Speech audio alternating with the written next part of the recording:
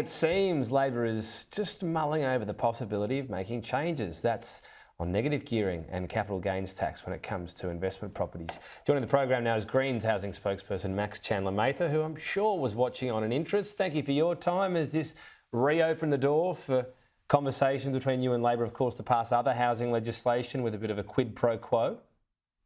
Big time. I mean, we said last week we were willing to negotiate in good faith, and one of the good things we put on the table was phasing out negative gearing and the capital gains tax discount.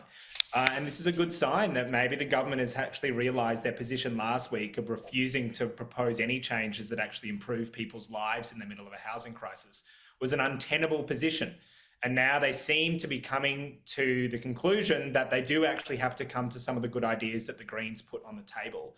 Let's be clear about what would happen if we phased out negative gearing and the capital gains tax discount.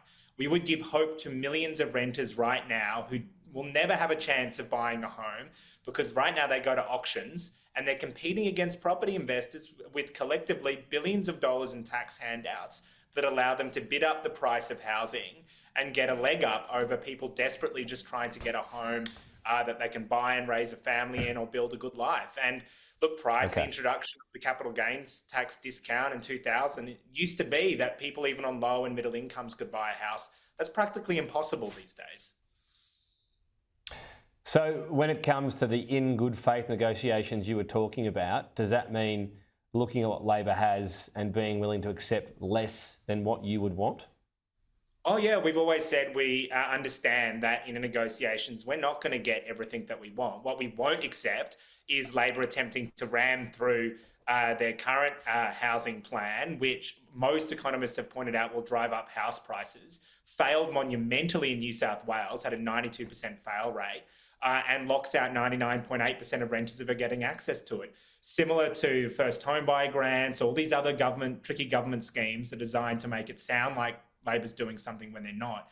Labor's Help to Buy scheme will actually make the crisis worse. But when it comes to negative gearing and the capital gains tax discount, let's be very clear why this is happening and why it appears this shift is happening. It's because Greens pressure works. Labor are cracking under the pressure that the Greens have built on Labor acting on the housing crisis. There's no way that we would have heard this announcement today that Labor are considering changes if it weren't for the fact that the Greens were mounting pressure on Labor to take real action on the scale of the housing crisis. I mean, you've got former figures in the Labor movement describing this government as mired and mediocrity or a mediocre government. Maybe they're suddenly realising they are in government. They're actually meant to do things that help people. What about, so that we'll see where all of that goes. What about the overall sort of housing fix? Because basically every expert in this area that I've spoken to, on air, off air, talks as well about the planning system, that it needs a total overhaul. You don't seem to focus on that as much. Does that need a huge focus as well? No, there's not actually much macroeconomic evidence that the planning system is the barrier to housing construction. A few months ago, there was reports indicating that there's a record number of approved developments that builders are not building right now. They're not building them basically because they've decided it's not profitable enough to build at the moment, in part because of high interest rates, which make the cost of borrowing and financing projects very expensive. Our response to solving that actually is establishing a government-owned developer to go and build hundreds of thousands of good quality homes that can be sold and rented at prices people can actually afford. The advantage in that instance is twofold. One, a government-owned developer doesn't have to make a profit on the building of homes. And two, that means they can build faster at a greater scale, at a higher quality, but then they can sell and rent them for below market prices. Now, this is a crucial element if we're going to solve the housing crisis, because we obviously need more affordable homes. And the way to achieve that is have the government build good quality homes the way we used to. Australia used to do it through Housing Commission. Countries around the world still do it. Singapore does it. They have a very successful system where the government builds and then sells homes to first. Well, you look at a lot of our old Housing Commission houses. You think a lot of them are a good example of what we should be building? Yeah, well, back in the day in the 20th century, the social success of those programs was that they had a much broader cross-section of incomes and people who could live in them. So to give you an example, in my electorate, there's a suburb largely built by Housing Commission, but you have good middle income workers who built their lives there. And it meant you had a good social mix. So a teacher might live next door to a factory worker, might live next door to a cleaner.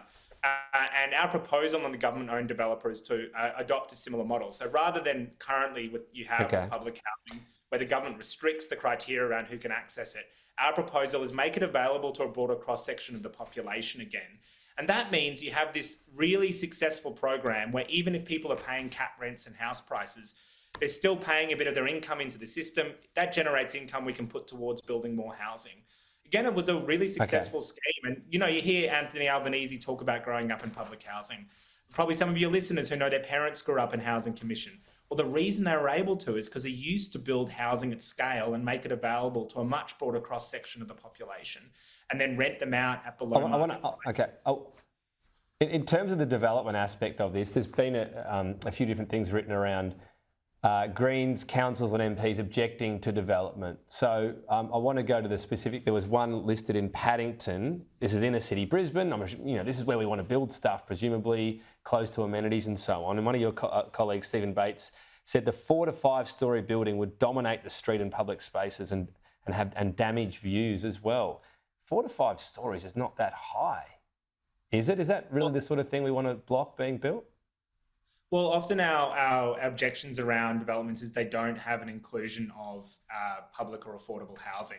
Our proposal often around development projects is that they adopt what's called inclusionary zoning, which is just a fancy word for saying where a developer builds a project, they have to provide a proportion of that development as social or affordable housing. That's a good thing because it means that rather than what we've seen in waves of development in the city, and we have seen, for instance, developments are very rarely rejected. There was some study of Sydney and Melbourne, for instance, that found 95 or around 90% of all development applications were approved, and then hundreds of thousands of them sat unbuilt because developers decided to land bank instead. But the reality is that what we've seen is this wave of expensive housing built that's pushed people further and further out of the city, partly because the government has given up its role in acquiring some of that land. This specific objection was about the height, that 4 to 5 stories in inner city Brisbane is too high. That's just going to mean we can't. Well, to be clear, the vast majority of homes that we propose to build under the public developer would be 4 to 5 stories. We think a medium density development in particular is a really successful way to encourage sustainable densification in our cities. All right. I'm not aware of the specific project that you're talking about. What I would say is that I know that my colleagues regularly call for inclusion of affordable housing in those projects, which I think is a reasonable call. And I suppose the point is that we've seen this model of allowing private developers to build whatever they want and sell very expensive apartments, often to property investors. I mean, it's pretty clear that that system hasn't worked, right? And it's reasonable to suggest that... All right, well, the same thing is going to be... If it's going to be your new system, then there still might need to be that need to get used to something at least 4 to 5 stories high, maybe higher. We'll talk about it perhaps next time. Max Chandler-Mather, appreciate your time. Thank you. Thanks for having me.